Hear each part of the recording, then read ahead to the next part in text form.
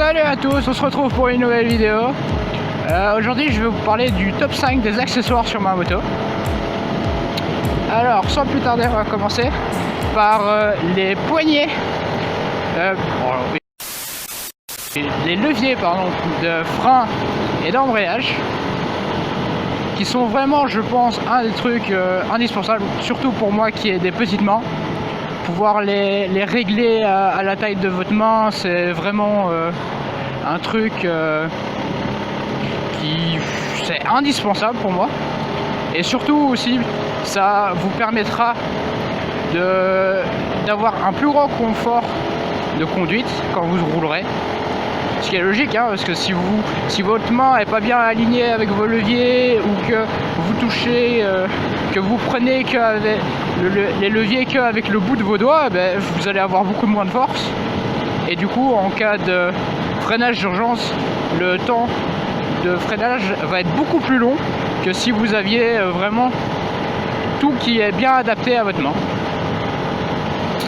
Alors, en deuxième, on a les poignées chauffantes. C'est un truc que j'ai découvert sur cette moto. Je l'ai acheté deuxième main et c'était déjà installé dessus.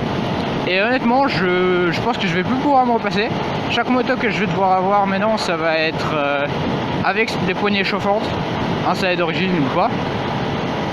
Parce que c'est vraiment, ça vous rapporte un confort de conduite, mais tellement supérieur à juste devoir endurer le froid, et surtout aussi niveau sécurité, hein. Quand vous avez les doigts gelés et que vous arrivez même plus à embrayer ou que freiner ça devient dur, enfin c'est un danger, hein. Mais c'est surtout, oui, parce que si vous, enfin surtout ici en Belgique, quand il peut faire par exemple 20 degrés quand on part, mais dès qu'on rentre le soir, boum, ça tombe à parfois des 5 degrés et les doigts, ben, ça y passe quoi, hein. Qu'est-ce que tu vas me faire toi?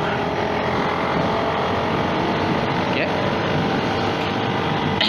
Et c'est vraiment le confort de pas devoir porter des gros gants d'hiver juste parce qu'on va se dire ah peut-être qu'il va faire ça et après avoir chaud. En plus les gants d'hiver c'est très gros et on perd beaucoup de maniabilité aussi au freinage ou à l'embrayage, ça devient un peu plus dur, mais bon, ça le fait d'avoir les doigts gelés est encore pire. En troisième, on a le support téléphone.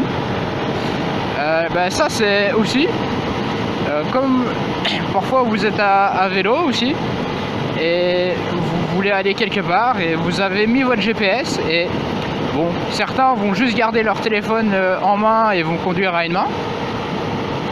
Vous pouvez aussi faire ça, mais à moto je pense pas que c'est vraiment autorisé, hein. Ou alors vous devez vous arrêter à chaque fois, ou si vous avez un système d'intercom vous pouvez entendre le GPS qui vous dit où aller, mais parfois juste le fait de pas voir visuellement où on doit aller, c'est beaucoup plus dur, surtout quand on doit se concentrer sur tout ce qui se passe sur la route. En quatrième, on a le support de plaque court. Ça c'est un autre accessoire qui va changer le look de votre moto, mais assez radicalement. Votre moto l'arrière de votre moto va être tellement plus beau quand vous allez changer ça. Bon, ça apporte certains désavantages. Les désavantages, c'est que si vous prenez un passager et qui commence à dracher, ben, rip votre passager parce que il va être plein de boue, hein. Ça, mais bon, vous en pilote, normalement vous avez rien. J'ai jamais vraiment rien reçu. Ou alors parfois il faut un peu nettoyer la plaque aussi, du coup, vu que ben, la plaque se prend toute la boue aussi, hein. En cinquième, et même si ça va paraître bizarre à certains, ben, le pot d'échappement, je le mets en dernier parce que honnêtement je trouve que c'est un des trucs les moins importants à changer sur une moto. Je favorise plus la sécurité Et le confort de conduite a vraiment des trucs un peu plus beaux. Parce que le pot d'échappement, ce que concrètement ça va vous apporter, c'est un plus beau bruit, à la limite un peu de sécurité quand vous allez faire de l'interfile, mais ça va plutôt se limiter à ça, quoi. Bon, certains pots d'échappement vont vous promettre de la puissance en plus. Est-ce que c'est vraiment le cas ou pas? Moi, c'était d'origine, donc je dois avouer que j'en ai aucune idée. Même si ça m'a l'air très bizarre que ça vous rapporterait de la puissance, même si on enlève les filtres ici et là, je pense que ça, si vous refaites pas une carto, ça changera rien au comportement de votre moto. À la limite même, vous pourrez peut-être perdre de la puissance car vous aurez plus cette pression dans le pot que le moteur a besoin pour avoir le couple et tous les trucs comme ça. Et ben voilà, je termine cette vidéo ici.